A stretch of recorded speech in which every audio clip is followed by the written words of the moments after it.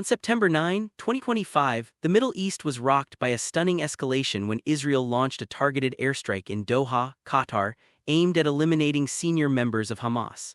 The strike shook the Qatari capital with multiple loud explosions, rattling the Katara district and sending plumes of black smoke into the sky above residential areas. Witnesses reported that one blast occurred near a petrol station and close to a compound where several Hamas leaders had reportedly been staying under Qatari protection. According to Israeli sources, the attack targeted figures including Khalil al-Hayya, a senior Hamas negotiator often involved in ceasefire talks, marking one of the boldest cross-border operations of recent years. The Israeli government has justified the strike as part of its ongoing campaign to eliminate Hamas leadership, claiming that safe havens abroad would no longer shield militant commanders from accountability. Yet the move represents an extraordinary step, the first time Israel has struck directly on Qatari soil, a country that has long played the role of mediator in regional conflicts. Israel has argued that Hamas leaders operating from Doha continue to direct and fund violence in Gaza and beyond, making them legitimate military targets. The response from Qatar was immediate and furious.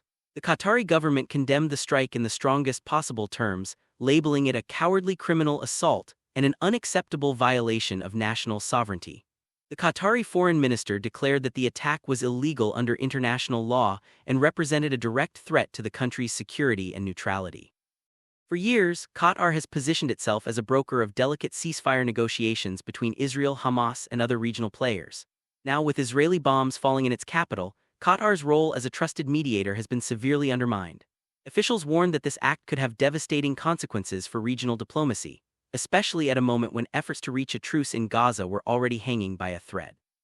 International reaction has been swift. Observers across the Middle East fear that the strike could spark a dangerous widening of the conflict, dragging Qatar, a close ally of the United States and home to a major U.S. military base, into the crisis more directly. Western diplomats privately voiced alarm that Israel's action risked destabilizing one of the Gulf's most strategically important nations. The United Nations and several European leaders called for restraint, urging all sides to avoid escalation. Meanwhile, in Arab capitals, the strike was denounced as an outrageous overreach, with some leaders warning that Israel's willingness to attack beyond Gaza could trigger broader unrest across the region.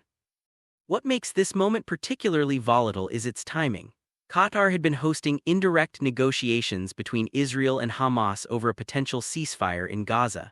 By striking in Doha itself, Israel not only eliminated potential Hamas figures but also sent a powerful political message: no place is off limits.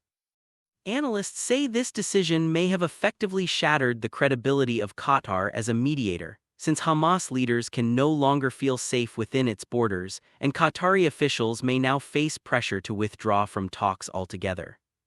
For ordinary Qataris, the explosions were a chilling reminder that their country, long insulated from direct violence despite its involvement in regional politics, is not immune from the conflicts that surround it. Residents described scenes of panic as smoke billowed over parts of Doha, with emergency services rushing to contain the aftermath.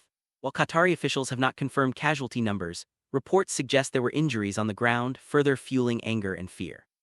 The broader implications are profound. Israel's strike in Doha represents not just a military maneuver, but a strategic gamble with far-reaching consequences. It risks a rupture in relations with Qatar, complicates ties with the United States, and threatens to inflame anti-Israel sentiment across the Muslim world.